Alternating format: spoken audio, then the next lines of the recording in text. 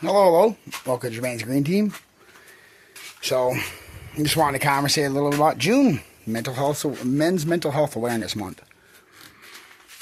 Because I'm up to here because I'm sick of being targeted for being a man. And people are like, well, what do you mean by that? Well, fact of the matter is, at the end of the day, Michigan, the state of Michigan, did commit a state-funded kidnapping backed by Saginaw County. There's proof and evidence. Right off the beginning, they showed up on a welfare check. I announced to them 4th, 5th, and 6th present probable cause, or present probable cause to leave immediately. Now you're trespassing.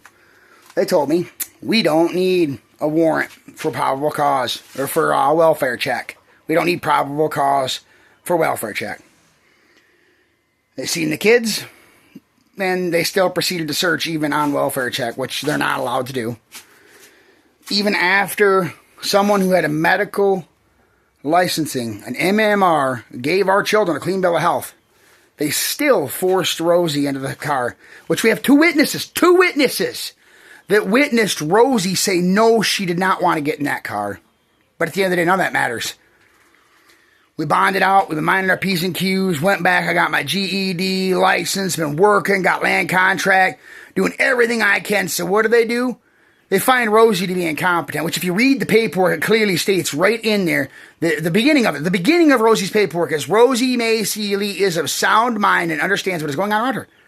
The direct definition of competency.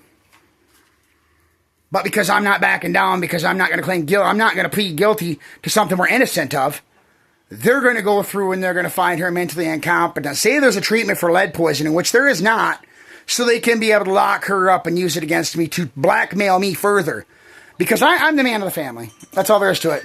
When they showed up, they found me with the warrants for the failure to show for a traffic violation several years ago. At that point in time, that judge was told that if they remove me from the home, they're removing the safety net for my family. They're removing the provider for my family. And I did have a safety net set up. It was my mother and my sister. They were there at any time, any and all times when I was gone. They were the ones supposed to be there present to ensure the well-being of my children. So it just blows my mind. So literally, they come in on the pretense of a welfare check, run my name, find that I have a warrant back from how long ago, a previous warrant from how long ago. They arrest me, and then a week after I'm arrested, knowing that I was the provider for my family, they force Rosie into the car to hospitalize the baby, and it just blows my mind that they can do what they've done. All the way up to the point to where Rosie right now has it in black and white. She has fired the attorney. Proper terms. Legal breakdown of communication. File the motion to have yourself removed immediately.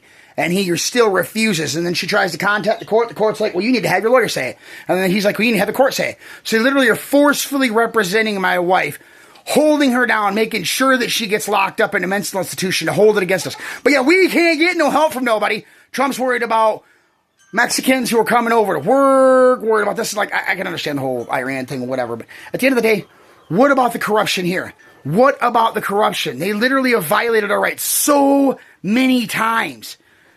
Like, there's nights that I cry myself to sleep because all I want to do is tuck my kids in and read them a bedtime story. But that doesn't matter.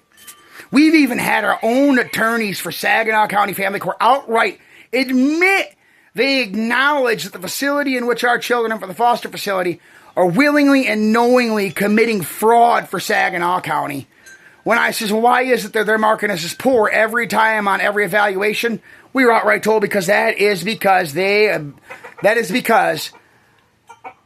Wellspring of Bay City is trying to help Saginaw County build a case against us. So outright admittance of fraud, like felony level lawsuits, federal level lawsuits. But yeah, here we are struggling to get by with anything. Well, they just rail us over the coals and there's nothing we can do about it.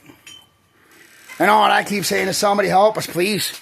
Like, I don't see how they can keep doing what they do. They literally show up on a welfare check, run a search they're not even supposed to, find that I had a warrant, arrest me, and then when the disarray of me not being there to provide for my family, they forcefully put my wife in a car with 2 armed officers, make her go to the hospital, and then somehow now all of a sudden, after we already got a clean bill of health, that our baby was okay, now all of a sudden she's got health problems. So I don't even know how this is all working. So you want to know how mental health is going right now for me?